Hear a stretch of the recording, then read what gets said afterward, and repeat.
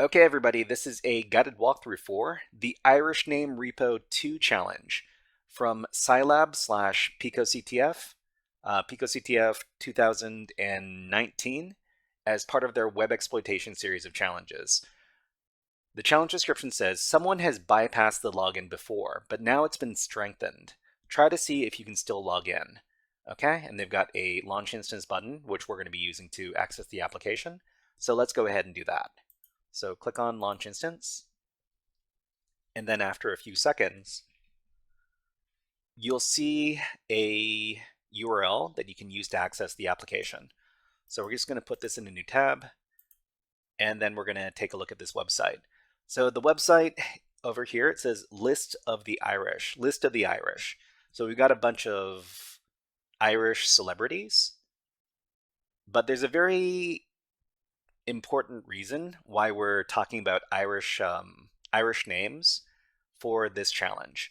If you go over to this button over here, you can access the support function of the website, and it says, "Hi, I tried adding my favorite Irish person, Conan O'Brien, but I keep getting something called an SQL error." And it says that's because Conan O'Brien is American. So the real reason why the system doesn't like Conan O'Brien's name is because it's got a special character inside of it. So this, what do you call this? An apostrophe. So we'll talk a little bit about this in just a bit. Okay, so we'll move back to the landing page, and from here we can access something called admin login. So we'll close the menu. So if you want to access it, you access it from this button here, and then you click on admin login. So this is a login form. And what we're going to try to do is we're going to try to log in without knowing the proper username and password. And we're going to be doing that through a method called SQL Injection. So let's go ahead and talk about that. So this is picoCTF 2019 Irish-Name-Repo 2. So this challenge requires us to log into the web app without knowing a valid username / password. What we're doing here is something called SQL Injection, specifically something called authorization bypass. So we can see in another page on the website that this app is vulnerable to SQL injection through inclusion of special characters. So here's the thing. If you go over to the web app, where is it? Here. And then you put in a single quote over here, and then you try to log in. Okay, you get an error message. So it says SQLite 3 query, unable to prepare a statement, unrecognized token, something something, and password in login PHP line 38. So the reason why this occurs is because this particular application hasn't been coded properly to handle special character input. So the comment here references the fact that poorly coded apps return errors when names with apostrophes, such as O'Brien, are put into user input fields. So we can send different input, which injects SQL commands into the username field and allows us to bypass authentication on this app. So the typical authorization bypass using SQL injection is something that looks like this. So it's single quote or 1 = 1 double dashes space dash. So what does this payload do? So a typical SQL statement which logs a user into the application with our injected code may look like the example above.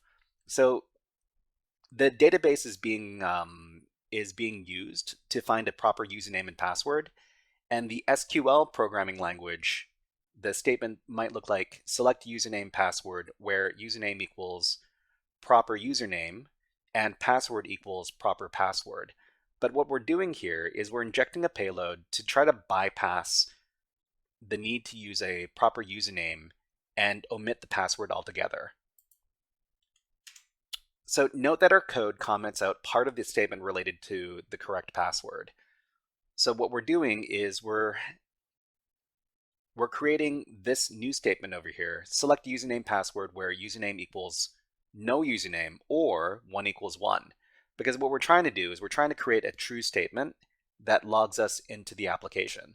It doesn't really matter whether or not we have a proper username or password. We just need to create a true statement to provide to the system to log in.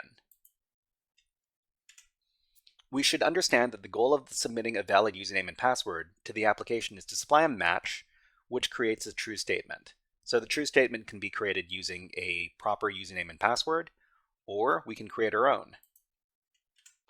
So the OR portion of the injection creates a true statement because we're able to provide the true statement 1 equals 1, which the app will interpret as true and will log us into the application. Okay, but unfortunately, this particular payload doesn't work for this application because they've got strengthened security. When we try to log in with this payload, we get an error message because the app is filtering our input on certain characters. So if we go back to the application over here, and we try to log in with our specific payload, single quote, or 1 equals 1, dash, dash, then another dash, we put in the password. It could be anything. I just type in the word test. We try to log in. It says SQLI detected, and we don't get to log in. So this errors out because we used a forbidden character.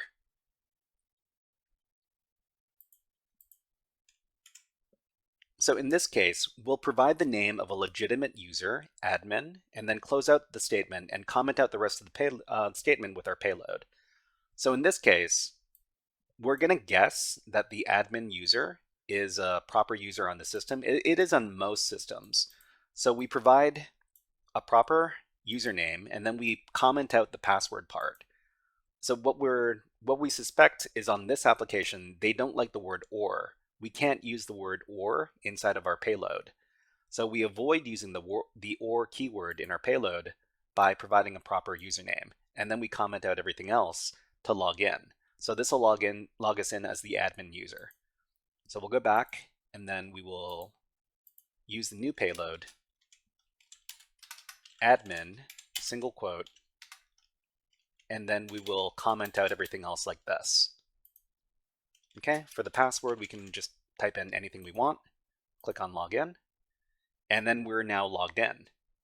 Okay, so we're now logged in and we got our flag. So all we need to do now is we need to submit the flag and then complete the challenge. So we will copy the flag, then go back to the challenge description, and down at the bottom, we can submit our flag. Paste it in, click on submit, and we're finished. All right, everybody, that was a guided walkthrough for the Irish-Name-Repo 2 challenge from Cylab / picoCTF, picoCTF 2019, as part of their web exploitation series of challenges. If you enjoyed this guided walkthrough, please click on the like and subscribe buttons in the video and leave a comment underneath the video. But until next time, HackerFrogs out.